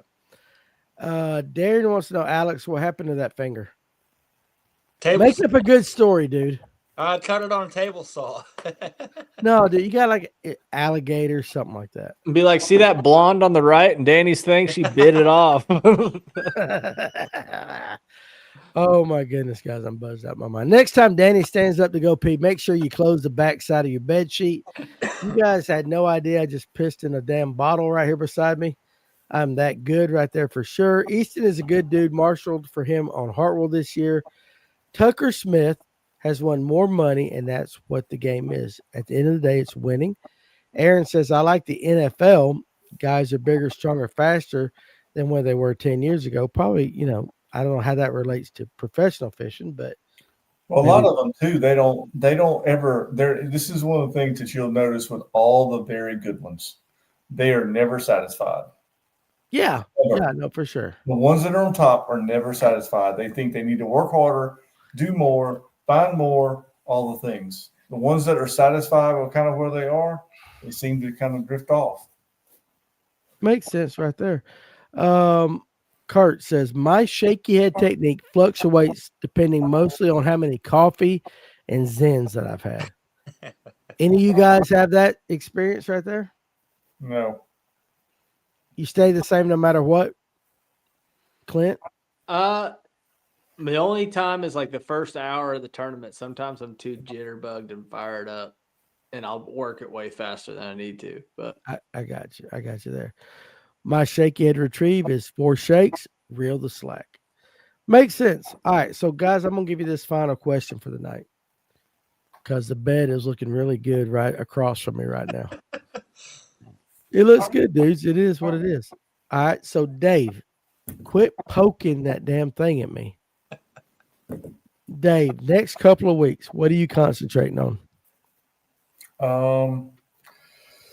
Shad, and more shad. Some sort of bait fish, whether that's on Gunnersville, with an A-rig, a fluke, all those things, whether it's on when I'm going to Lanier. I will fish a little bit of the turnover stuff just because I kind of like it. The fishing get shallow. But once I get down there in some clean water, if it even is clean, I don't know. I hadn't been there in 6 months. I'm going to be focused on bait fish, something around bait fish. All right, Clint. I'm going to be secondary points, backs and pockets, starting to see where them fish are headed, and then match the hatch, figure out what that bait is, because you can pull in one cove and they're eating 3-inch thread fin, and then you can pull in the next one and they're eating 3.3-inch thread fin. And that actually matters, which is unfortunate, but it does. So have a bunch of different size baits. Be ready to rock and roll. All right. Alex? I'm looking for bait, fishing bait balls, or going dirt shallow. Fair enough. Cody and the Hobie. Let's pull this up. This is serious right here. Please pray for Ryan Higgins. He got bit by a copperhead initially, then a few weeks after recovering from that had a seizure Well, he was out in the woods by himself. So they found a spot on his brain. So absolutely, guys, you know how we are with the family. Think, kind of remember Ryan Higgins in your prayers, whatever you're comfortable with, kind of keep him in your mind. And that's kind of crazy right there for sure. Kevin Thornton, got to put the sheet back on the bed first. I did borrow it. Cody Nahobi, when I retrieve a shaky head, a lot of times I'll drag it or leave it with a floating style worm. I'll shake the slack and slowly reel it at times. And then Silverpunk says right here, I've seen a lot of little half-inch shad bait balls. What do you guys throw to mimic that bait? I'll start with you, Clint. Rooster tail, son. Rooster tail. I've been throwing a rooster tail a lot. It catches them when they're eating that little bait. Either that or they don't make it a cast echo that small yet. So I've been throwing the 6 cents Globber minnows, a 2-inch bait on a little 16th ounce head. Okay, fair enough. Dave, you answered that question, but Bill Bates says the 5-blade spinner bait right there. Yeah. What are you throwing, Dave? I'm a Derrick guy. Derrick. I knew that was coming out of your mouth. I really honestly did. I knew it was coming. And that's on Gunnersville, Lanier, no matter what. Yeah. Fair enough. Alex? I've got these little, it's like a paddle tail. They're like 1.75 inches. I don't even know who makes them anymore. But I've got like 12 bags of them, man, and they work really good. You got 12 bags and you have no idea who makes them. I don't remember who made them. It was somebody on TikTok. All right. Last question for the night. Aaron, I'm going out on Lanier Thursday. What's the juice? Clint? Same thing we've been talking about. Go find the bait. You'll find the fish. If you want to go to the Party Cove, mouth of 6 Mile. Alex? Same. Find the bait or go shallow. Okay. Cam says a Ghost Morning Dawn Fritzside 5 Junior right there. Dave, going out on Lanier this Thursday. What's the juice? Oh man, I don't know. I'm gonna have to say do that, and like I said, I'm gonna go scoping shallow and see if I can find some of those fish that slid up, especially right There's some large jaws up shallow. Go find them. There's some largemouth to be caught for sure. All right, guys. With that, listen. Hey, we're gonna cut it off for tonight because this bed across from me is looking really, really good about right now. Plus, as the end of the World Series game, I'm gonna watch that, go eat. But first of all, listen. Seriously, you three, great costumes tonight. Even you, Alex, because you look like you look like Brooks. I had nothing. But it doesn't matter. Dave, you put a lot of thought into that. I want to give you a lot of recognition, even though you got slight curvature and they make a medicine for that. See, quit pointing that thing at me. I might fish in this thing. You should. I would like to see that, Clint, as always. Trying to whether you're in, whatever, you and the buff and all that. Appreciate all of you guys right there. And seriously, guys, I'll be back to no, you know what? I'm not going to do a lunch break tomorrow. I think I'm going to go hunting. Fair enough, you guys. I'm not going to do a lunch break tomorrow. I'm going to go hunting. And then Thursday night we'll be back. Hey, you should do a lunch break from the deer stand. Then I got to talk. No, you don't. You should just do silent. You can just be like live hunting with Dan. Live hunting like that. We'll be back Thursday. We're going to do that. We'll take tomorrow off. Thursday, we'll be back for a lunch break. Seriously, guys, thank you very much. I know this is a fun week. We had a little bit of fun, had a couple of drinks. Everything was cool. Everything, we had a little good conversation. You guys put a lot of thought.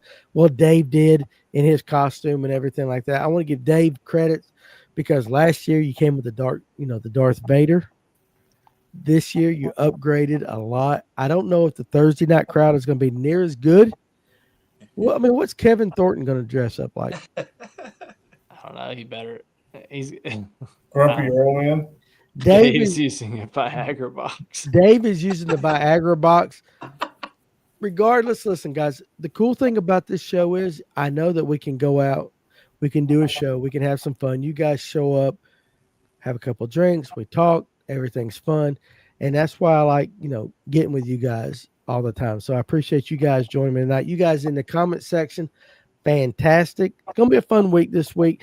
Then we'll get back on the serious stuff maybe Tuesday. Can you guys tell I've had a few? Am I slurring? No. Then it wasn't strong enough. So anyway, you guys have a lot of fun. We'll be back We'll be back to Thursday. There Have a you go. good night. You guys be good, be safe. We'll see you then. We're going to end it right now. I'm going to go get something to eat. So Caesar is saying, I don't know what the proper thing Caesar says, but you guys Pizza. pizza. You guys be good. We'll see you on the next one.